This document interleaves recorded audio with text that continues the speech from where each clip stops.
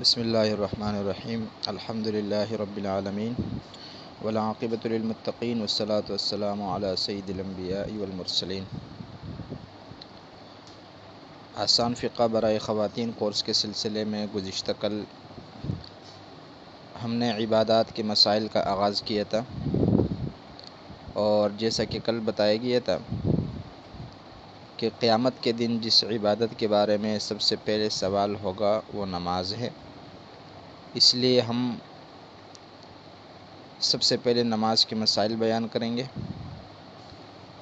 پھر گزشتہ کل نماز کے مسائل میں سے اوقات صلاۃ یعنی نمازوں کے جو اوقات شریعت کے اندر مقرر ہے، تو اوقات کے مسائل ہم نے کل پڑھے ہیں۔ آج ہم نماز کی شرائط اور اس کے بعد پھر ہم نماز کے ارکان سے متعلق مسائل بیان کریں گے۔ دیکھیے، نماز کے لیے بعض چیزیں شرائط کے درجے میں ہیں اور بعض چیزیں ارکان کے درجے میں ہیں۔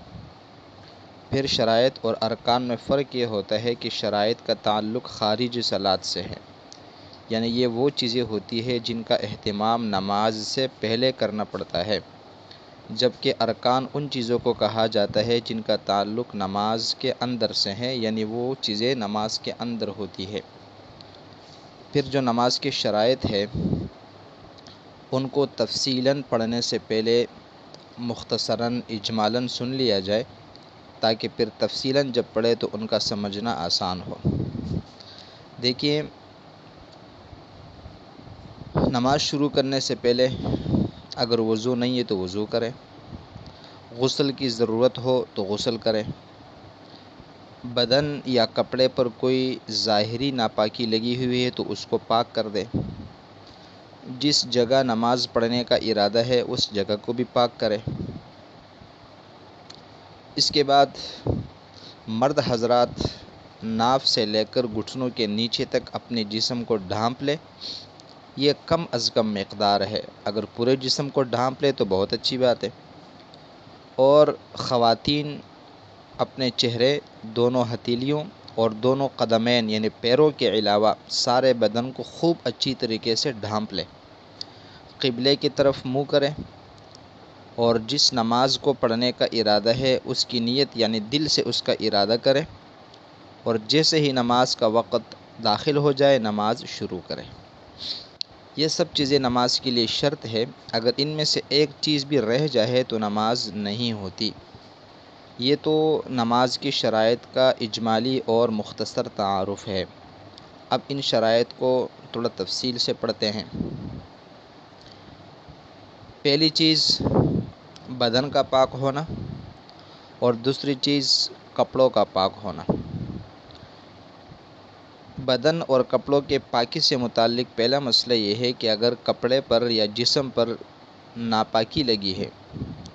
لیکن اتنا پانی موجود نہیں ہے جس سے اس ناپاکی کو دھو لیا جائے تو اسی ناپاکی کے ساتھ نماز پڑھ لے۔ دوسرا مسئلہ یہ ہے کہ اگر پورا کپڑا ناپاک ہو، یا پورا کپڑا تو ناپاک نہیں ہے لیکن کپڑے میں سے اکثر حصہ ناپاک ہے، تو اس وقت یہ بھی درست ہے کہ اس کپڑے کو پہن کر نماز پڑھیں، اور یہ بھی درست ہے کہ اس کپڑے کو اتار دیں اور بغیر ہی کپڑوں کے نماز پڑھ لیں۔ لیکن کپڑے اتار کر نماز پڑھنے سے بہتر یہ ہے کہ اسی ناپاک کپڑے کو پہن کر نماز پڑھیں۔ اگلا مسئلہ یہ ہے کہ اگر سفر کے دوران کسی کے پاس اتنا تھوڑا پانی ہے کہ اگر اس پانی سے ناپاکی کو دھوتا ہے تو وضو کے لیے پانی نہیں بچتا، اور اگر اسی پانی سے وضو کرتا ہے تو ناپاکی کو دھونے کے لیے پانی نہیں بچتا، تو ایسی صورت میں اس پانی سے ناپاکی کو دھو لے اور پھر پاکی حاصل کرنے کے لیے، طہارت حاصل کرنے کے لیے تیمم کر لے۔ اگر کسی کے پاس اتنی بڑی چادر ہو کہ اس کا ناپاک حصہ نماز کے دوران اڑ کر نماز پڑھنے والے کے اٹھنے بیٹھنے سے حرکت نہیں کرتا، تو اس کپڑے کو جسم کے ساتھ لپیٹنے میں کوئی حرج نہیں ہے۔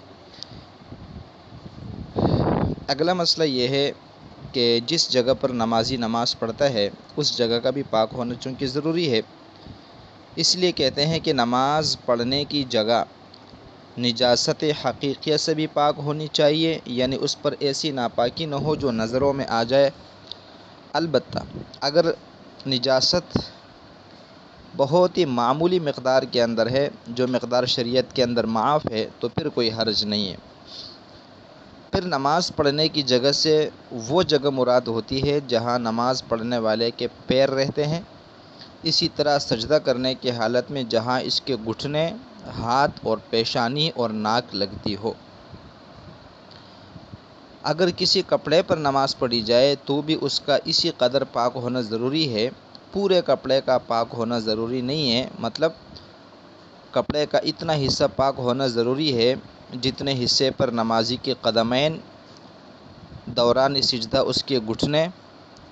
اس کے ہاتھ، پیشانی اور ناک لگتی ہو۔ اگر کسی ناپاک جگہ پر کوئی کپڑا بچھا کر نماز پڑھ لیا جائے تو اس میں شرط یہ ہے کہ وہ کپڑا اس قدر باریک نہ ہو کہ اس کے نیچے کی چیزیں صاف طور پر نظر آتی ہو، ورنہ نماز نہیں ہوگی۔ اگلا مسئلہ سطر سے متعلق ہے۔ دیکھیے، نماز کے دوران عورت کے لیے جسم کے جن حصوں کا چھپانا واجب ہے،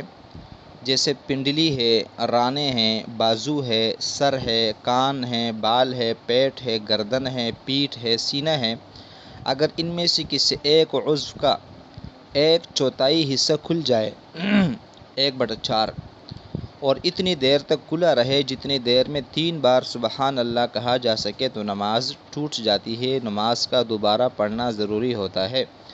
اور اگر اتنی دیر نہیں لگی بلکہ کھلتے ہی اس جگہ کو چھپا لیا ہے تو نماز ہو گئی ہے۔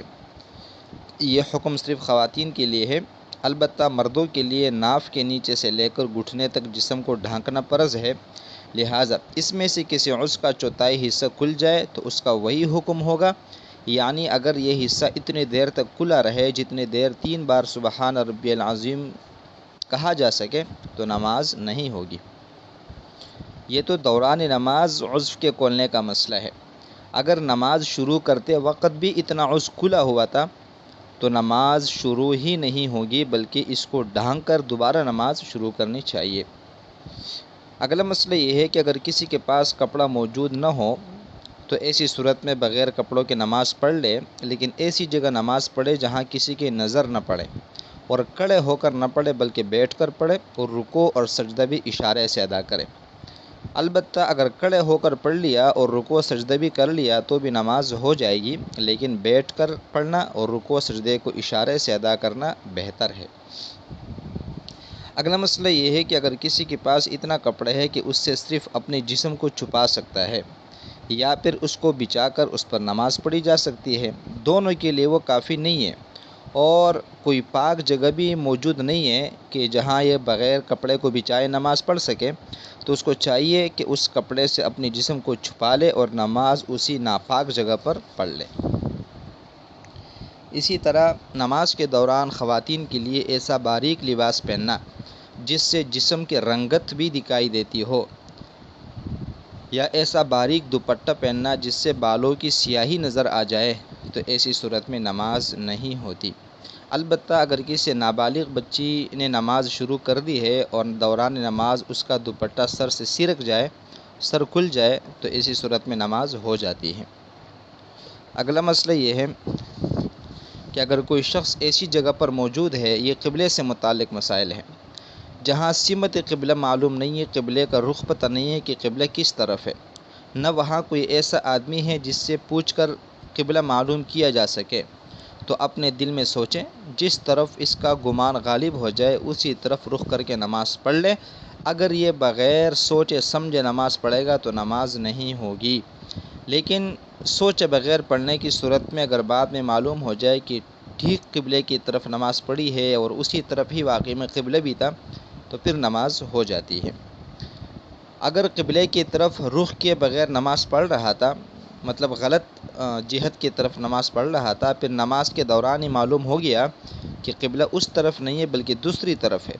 تو نماز ہی میں اس صحیح قبلے کی طرف گھوم جائے۔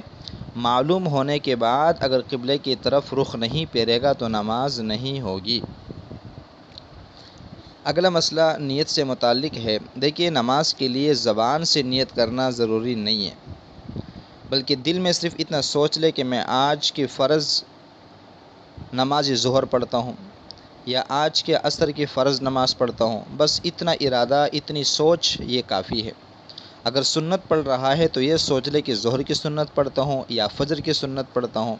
بس اتنا سوچ کر اللہ اکبر کہہ کر ہاتھ باندھ لے، نماز ہو جائے گی۔ اگر زبان سے نیت کرنا چاہے تو بھی اتنا کہہ دینا کافی ہوگا کہ میں آج ظہر کے فرض کی نیت کرتا ہوں۔ لیکن اگر دل میں یہ خیال ہے کہ میں ظہر کی نماز پڑھ رہا ہوں اور نماز بھی ظہر ہی کہو، لیکن ظہر کی جگہ زبان سے عصر کا لفظ نکل گیا تو بھی نماز ہو جائے گی۔ اسی طرح ظہر کی نماز پڑھتے وقت بھولے سے 4 رکعت کی جگہ 6 یا 3 یا 2 کا لفظ زبان سے نکل جائے تو بھی نماز ہو جاتی ہے۔ اگر کسی کی نماز قضا ہو گئی ہے، بہت ساری نمازیں جمع ہو گئی ہے، پھر اس کو قضا پڑھنے کا ارادہ ہے،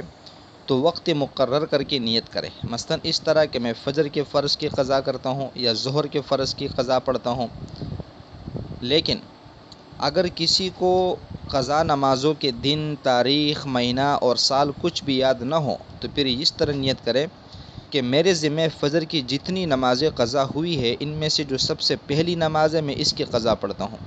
یا ظہر کی جتنی نمازیں میرے ذمہ قضا ہے میں ان میں سے سب سے پہلے نماز کی قضا پڑھتا ہوں۔ تو عصر میں بھی یہی نیت کرے، مغرب میں بھی یہی نیت کرے، عشاء میں بھی یہی نیت کرے، اور جب اس کو یقین ہو جائے اور دل مطمئن ہو جائے کہ فوت شدہ تمام نمازوں کی قضا ہو گئی ہے، تو اب قضا کرنا چھوڑ دیں۔ آخری مسئلہ جو ہے وقت سے متعلق ہے۔ دیکھیے، ظہر کی نماز پڑھنے کے بعد مثال کے طور پر معلوم ہوا کہ جس وقت نماز پڑھی تھی وہ وقت ظہر کا نہیں تھا بلکہ عصر کا وقت داخل ہو چکا تھا، تو اب اس ظہر کی نماز کی قضا پڑھنے کی ضرورت نہیں ہے، وہ نماز خود بخود قضا میں شمار ہو جائے گی۔ لیکن اگر کسی نے وقت آنے سے پہلے ہی نماز پڑھ لی ہے تو ایسی صورت میں نماز ہی نہیں ہوتی۔ وقت آنے سے پہلے بالکل بھی نماز نہیں ہوگی، چاہے جان بوجھ کر پڑھے اور چاہے غلطی سے پڑھ لے۔ یہ کچھ مسائل ہے شرائط نماز سے متعلق، اور اگلے سبق میں انشاءاللہ ہم ارکان نماز سے متعلق مسائل پڑھیں گے۔